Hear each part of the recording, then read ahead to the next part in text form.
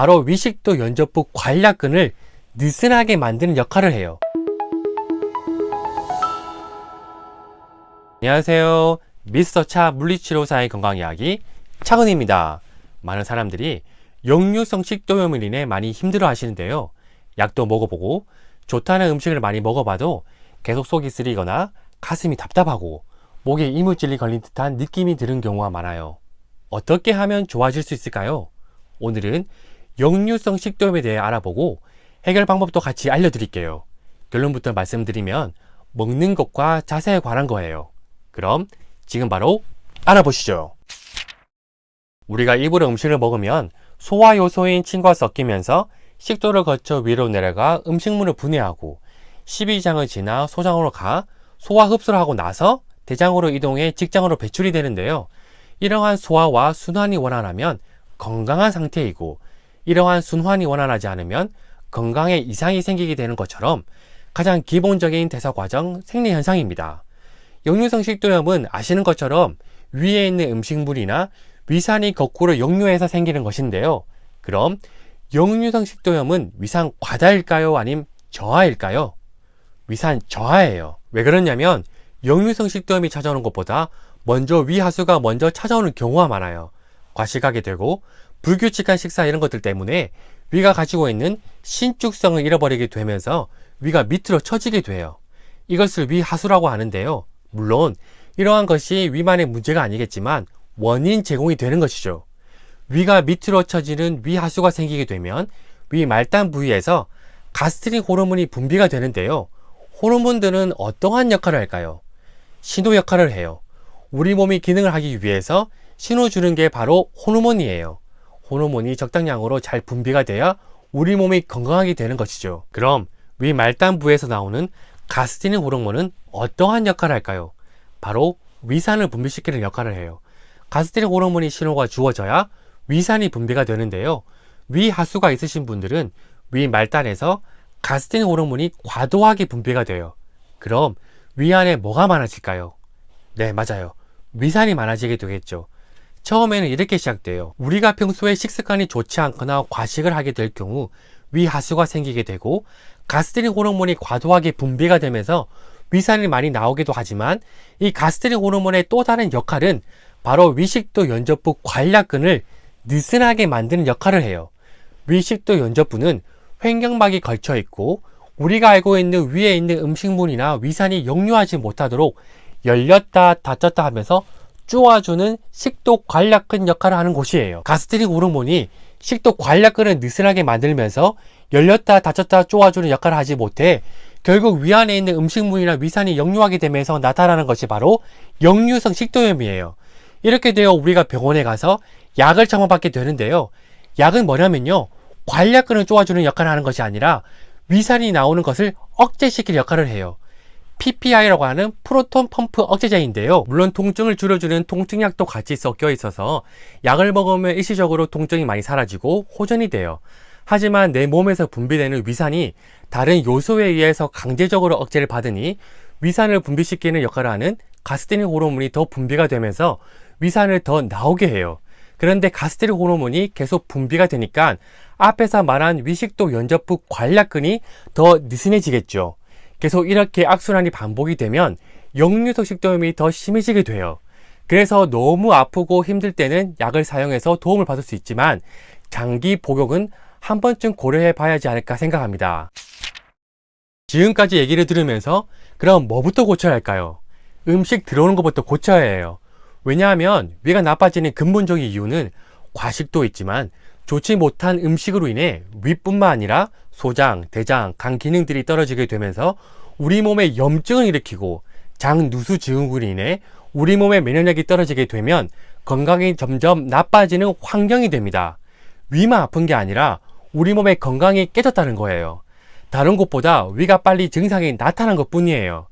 단순히 위만 회복하기 위해서 노력하기보다는 내 몸이 건강해지기 위해서 노력하고 올바른 환경을 만들어주면 우리 몸이 스스로 회복되려는 강력한 항상성으로 인해 위뿐만 아니라 소장, 대장, 간 등 모든 부분이 함께 좋아지게 되는 거예요. 그리고 이렇게 역류성 식도염으로 인해 내부에서는 위 자체의 기능이 떨어지게 되면서 문제가 생기지만 밖에서는 위가 있는 왼쪽 편 견갑골이라든지 경추 부위의 통증이 나타날 수 있고 위가 아프니 몸이 계속 숙여지는 모습으로 나타나게 되면서 우리 몸 전신에 영향을 끼칠 수 있어요.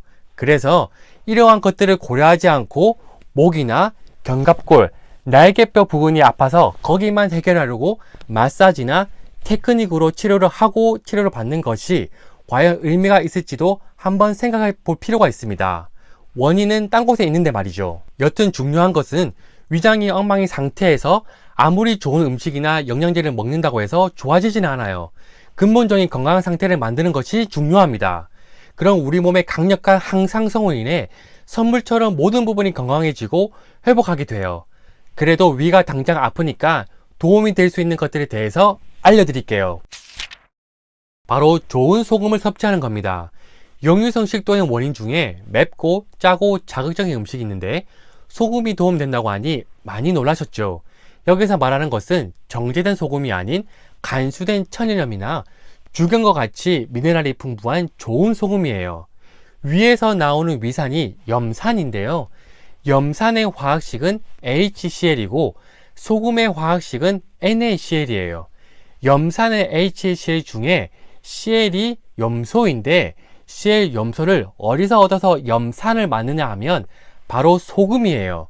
소금이 NaCl, Na가 나트륨, Cl이 염소인데 우리가 평소에 저염저염 하는데 지나치게 저염식을 하면서 소금을 제한할 경우 위산을 만드는 재료가 부족하게 돼요. 그래서 염산을 제대로 만들지 못하니 묽은 산이 되고 위에 있는 음식물을 제대로 소화시키지 못하게 되면서 위 기능이 점차 저하되어 역류성 식도염이 원인이 되기도 합니다. 우리가 저염식을 하는 것이 좋다고 생각하는데요. 아니에요. 잘못된 생각이에요. 저염식이 건강을 훨씬 더 해치는 경우가 많아요. 우리 몸에는 반드시 0.9%의 소금의 농도를 유지해야 하는데요. 물론 짜게 먹으라고 하는 것이 아니라 정제된 소금이 아닌 미네랄이 풍부한 좋은 소금을 꼭 드셔야 해요. 저염은 잘 지키면서 오히려 기름지고 단 음식은 아무렇지도 않게 먹는데요. 저염을 신경 쓸 게 아니라 이러한 음식이 건강에 훨씬 더 안 좋기 때문에 줄이셔야 해요. 소금의 중요성에 대해서는 다음에 다뤄보도록 하겠습니다. 또 다른 방법은 비타민C를 섭취하는 거예요. 이것도 의외라고 생각하실 텐데요. 비타민C는 강산이 아니고 약산이에요. 약산이기 때문에 오히려 위염을 치료할 수 있어요. 비타민C는 약산이기 때문에 위를 적당히 자극해서 소화를 분비시키고 촉진시키는 역할을 하고 위벽을 보호하는 역할을 하기 때문에 위염이나 역류성 식도염 회복에 많은 도움이 될 수 있어요. 역류성 식도염 개선에 도움되는 음식을 알아봤으니 또 다른 해결 방법은 바로 횡격막 기능을 살려 올바른 자세를 만들기 위한 노력을 하시는 거예요. 앞에서 살짝 언급해 드렸는데요. 위 식도 연접부에 식도 관략근이 있다고 말씀드렸는데요. 그 주변에 횡격막도 같이 걸쳐져 있어요. 식도가 횡격막을 뚫고 지나가는데요. 이 횡격막의 움직임에 따라 열렸다 닫혔다 쪼아주는 관략근 역할에 영향을 받게 돼요. 횡격막 움직임이 좋지 않게 되면 관략근 역할을 제대로 하지 못하게 되면서 음식물과 위산이 역류하게 되고 역류성 식도염의 원인이 될 수 있어요. 그렇기 때문에 횡격막 움직임을 만들어주는 것이 매우 중요합니다. 우리 몸이 중력과 좋지 못한 습관 그리고 스트레스로 인해 찌그러지고 눌러지기 때문에 몸속 공간이 좁아져 횡격막, 심장, 배, 위, 간, 소장, 대장과 같이 내장기가 압박을 받게 되면서 움직임이 줄어들고 긴장도가 높아지게 되어 제 기능을 하지 못하게 되는데요. 그러면 우리 몸은 어떻게 되겠어요? 위는요? 당연히 좋지 않게 되겠죠. 이러한 부분을 해결해 주지 못할 경우 위뿐만 아니라 건강이 점점 무너지게 되는데요. 이러한 부분을 해결하기 위해서는 우리 몸을 바로 펼 수 있는 환경을 만들어 주는 것이 중요하고 특히 횡격막 이완이 반드시 필요합니다. 횡격막은 우리 몸의 순환에 직접적인 영향을 끼치는데요. 사실 혼자서 횡격막 움직임을 원활하게 만들기가 어렵지만 그래도 도움이 될 수 있는 방법은 근막 이완 1편에 보시면 세 번째 동작에 횡격막 이완하는 방법이 나와 있으니 매일 해주신다면 도움이 될 수 있어요. 오늘은 역류성 식도염에 대해서 알아보았고, 도움이 될 수 있는 두 가지 음식과 자세적인 측면인 우리 몸을 바로 펴주고 횡격막의 움직임을 원활하게 해줄 때 건강한 방향으로 가게 되면서 역류성 식도염을 개선하는데 많은 도움이 되는 방법에 대해 알아보았습니다.